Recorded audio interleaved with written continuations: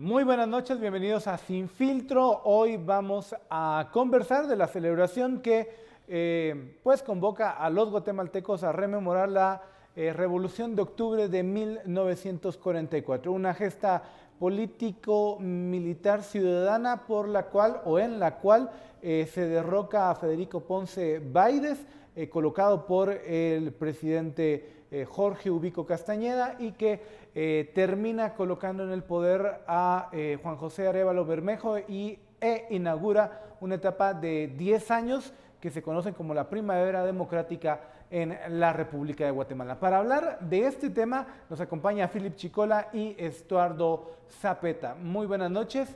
A ver, quisiera comenzar no con la pregunta tradicional que es ¿qué piensan de la revolución?, sino a la luz de la historia guatemalteca reciente. Creo que ya hemos pasado un año de las movilizaciones de 2015 que dieron al traste con el gobierno de Otto Pérez Molina y Roxana Valdetti, y se han desencadenado una serie de reformas.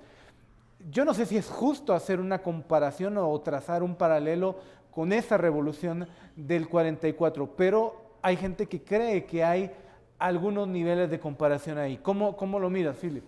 Vean, hay una rama de la ciencia política que se llama la ciencia de las revoluciones, la estaciología. Y la estaciología lo que nos dice es que para que un evento político sea calificado como una revolución deben de converger cuatro factores. El primer factor es la totalidad de la transformación, es decir, que pasemos de un modelo a uno completamente diferente. El segundo es la velocidad de la transformación, porque no implica que los cambios se den en 10 años, sino en un periodo relativamente corto de tiempo. El tercer modelo, la tercera variable, es que las revoluciones generalmente acarrean de por sí cierta violencia o cierto conflicto. Y el cuarto modelo es la duración o la permanencia en el tiempo de los avances o de los cambios generados. Yo creo que los eventos del año 2015, bajo esa tipología, no se pueden catalogar como una revolución en el concepto plenamente dicho de la palabra. Pero sí podemos catalogarlo como un punto de quiebre en la historia reciente del país que todavía estamos viviendo. Porque realmente el 16 de abril del 2015 marca el inicio de un proceso de depuración judicial de una democracia que había estado capturado por actores patrimoniales, actores que veían en la función pública una fuente de enriquecimiento. Y estamos en el proceso de, obviamente, depurar instituciones, de llevar a los actores políticos que se beneficiaron del sistema ante la justicia, llevar a cabo reformas institucionales para llenar un poco los agujeros que permitieron que ese modelo echara raíz. Lo que pasa es que estamos viendo que este no ha sido un modelo o una transformación tan acelerada.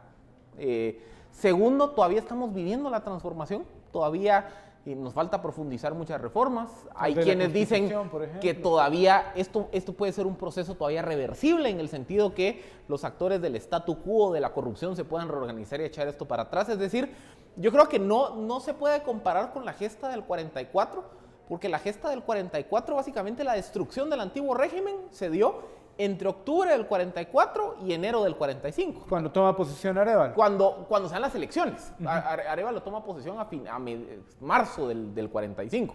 Aquí llevamos mes y medio, o año y medio, perdón, del proceso, y lo estamos viviendo lentamente. Entonces, por eso yo creo que no se puede catalogar como revolución, pero sí estamos viviendo un proceso de profunda reforma institucional, que obviamente yo todavía soy de la tesis que no puedo proyectar hacia dónde vamos a llegar. O sea, no sé si vamos a tener un mejor país, si solo se va a recomponer las condiciones o si nos vamos a echar para atrás. Yo creo que todavía no hemos ni siquiera llegado a la encrucijada del proceso. Estuardo. La comparación es, pero tiene sus bemoles. En el 44 era obvio que en realidad era la corrupción, pero era más la represión política realmente la que se estaba peleando. Verá la famosa carta de los 311. Hay, digamos, una gran diferencia, que en el 44 son las élites realmente y digámoslo, una ley sociológica muy interesante es que en realidad todas las revoluciones son hechas por élites. Las masas siguen, pero todos los cambios, si uno estudia la revolución inglesa, la rusa, a la mexicana, uno estudia casi todas las revoluciones. Siempre hay un cerebro. Siempre hay élites, siempre hay grupos muy pequeños que deciden hacer un cambio y que deciden tomar el liderazgo y decir, vamos a hacer este cambio, y les pueden cortar la cabeza, como la mayoría de veces ha sucedido, ¿verdad? Y si miras la Revolución Checa, por ejemplo, ¿verdad? Es muy interesante lo que se da versus lo que se dio en el año pasado, 2015, en Guatemala, que esto es más digamos, de raíces, viene más de abajo, viene más de la juventud. Obviamente estamos hablando de un tiempo en que no había redes sociales, digamos, con la velocidad que tenemos hoy. En el 2015 sí tenemos que fue el gran poder y sigue siendo el gran poder hoy en el mundo, y va creciendo el poder de esto. Entonces, vamos a ver, de hecho yo hasta dudo llamarle revolución a la del 44, porque las características son muy específicas para una revolución y no se dieron. Ahí lo que hubo fue un cambio, no solo del poder, digamos, triunvirato, luego un presidente, y llegamos queremos seguir un proceso democrático, ¿verdad? Un proceso de elección. Pero ojo que han habido cambios dentro de la democracia que han llevado a derrotas tan sonoras como Venezuela, ¿verdad? O han habido cambios que se han hecho sin la necesidad de democracia, como Singapur, ¿verdad? Singapur no podemos decir que es una democracia, pero ha logrado unos cambios y un desarrollo impresionante. Y ahí es donde viene la pregunta si se necesita o no se necesita. En Guatemala lo usamos. Se sacó un presidente, a una vicepresidenta, a toda una estructura, digamos, de corrupción, pero al mismo tiempo hay que seguir, como es muy reciente, lo estamos viendo y lo estamos viviendo, posiblemente no lo podemos evaluar. O sea, no tenemos ese ángulo histórico, no tenemos esa distancia histórica que sí tenemos para una evaluación, por ejemplo, del 44, lo que sucedió. Lo cierto es que hubo una renuncia, esas cosas son similares, ¿verdad? Al final el otro pues renuncia. Deja con superávit, ¿verdad? Esa es una cosa muy interesante.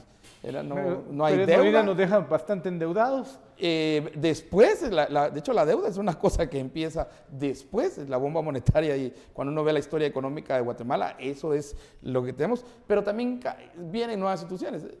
Interesante que el mismo Arévalo, ¿verdad? Entre las anécdotas, no estaba en Guatemala, ¿verdad? Estaba en Argentina. Se tuvo que buscar un outsider. Sí, bueno, sí, estaba en Argentina. Y le costó arrancar. Como a todos, ¿verdad? Como todo outsider. No era un político, era un teósofo al final, ¿verdad? Hay características que son muy interesantes de esto, pero tenemos que ver hacia atrás. Los retrovisores a las sociedades nos sirven, y esa es una metáfora para ver hacia atrás, pero si seguimos manejando con el retrovisor, así como muchas ONGs que se rayan las vestiduras de la primavera y no sé qué más, y no miramos hacia adelante, no miramos los 40, 50 años adelante, vamos a chocar. Pero siempre hay que aprender de lo que nos pasó. Para eso los carros tienen retrovisores, precisamente para que mires qué viene atrás. Es que la gran diferencia, creo yo, que después del 44 había un plan. Hoy hay un plan de reforma institucional, pero yo no sé qué tan claro lo tienen muchos de los actores políticos actuales. Ok, vamos a hacer una pausa. Acompáñanos en la conversación con el hashtag SFRevolución. Seguimos aquí en Sin Filtro.